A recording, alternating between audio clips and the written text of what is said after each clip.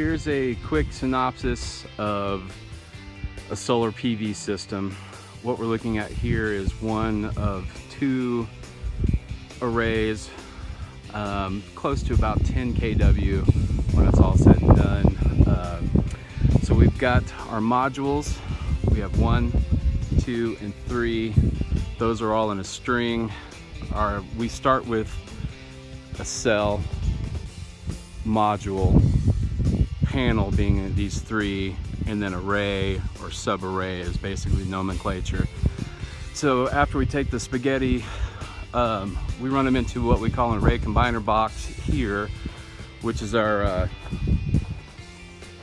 wire consolidation. We've also got some overcurrent protection in here. This is a lightning protector. This is all paralleled. We've got our series strings, 6 of those paralleled into our array combiner box here. This home run goes over to the Connex box, which is our power center.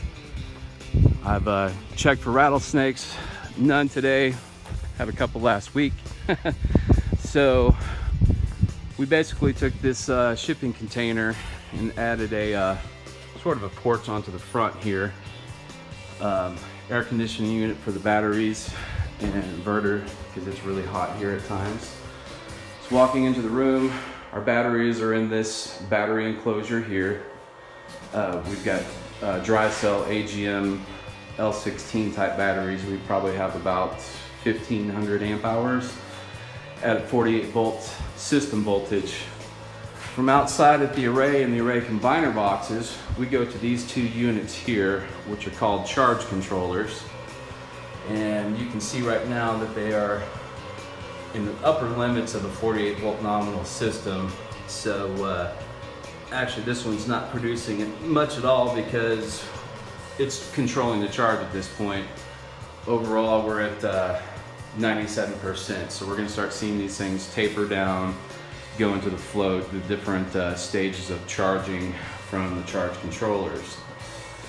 Now we have a dual inverter Magnum system here, outputting at 240 volts. We've got a 60 amp double pole breaker. Each one of these 4500 watt inverters will surge up to about 9,000 watts a piece. They are sharing a load. Once the first inverter here reaches 30%, the threshold kicks onto this guy just in case we're looking for a load, knowing that this one's getting it loaded up at 30%. The other one will then kick in. That way we don't have to have both inverters running just for idle current and whatnot. This is our inverter power center control unit. There's about 400 things you can do with these systems. This is our battery disconnect to the inverter cables, which go to the battery bank. That's at 4-aught, and those are 2 175 amp DC breakers. This middle section here is our overcurrent protection, which is redundant at this point, but this is going to the charge controllers, charge controller input and output controls and overcurrent protection. Over here we have our AC output and then AC input rather from the generator, which I'll show you here in a second, which we've never had to use here, but we've got one nonetheless. And this is our AC inverter output. It is on a manual transfer switch there. So normal operation, this thing's going to be in this position. Normal meaning it's being run off the solar at this point. And if you did have to service these inverters, you can do the manual bypass. And it's like this system never existed, and it'll run straight off the generator while these 2 inverters are going offline or whatnot.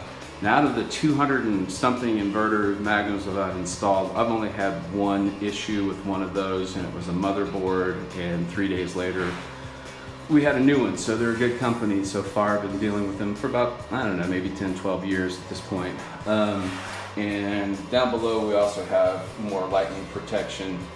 That is from the AC input and output section of the inverter. That way we've got our DC protected and our AC protected with lightning protection.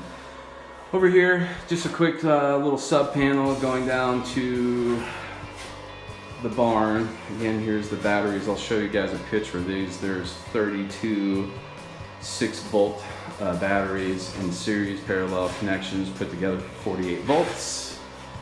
And just a quick little scan out here. Decide to put in a fancy window for the customer and a nice door.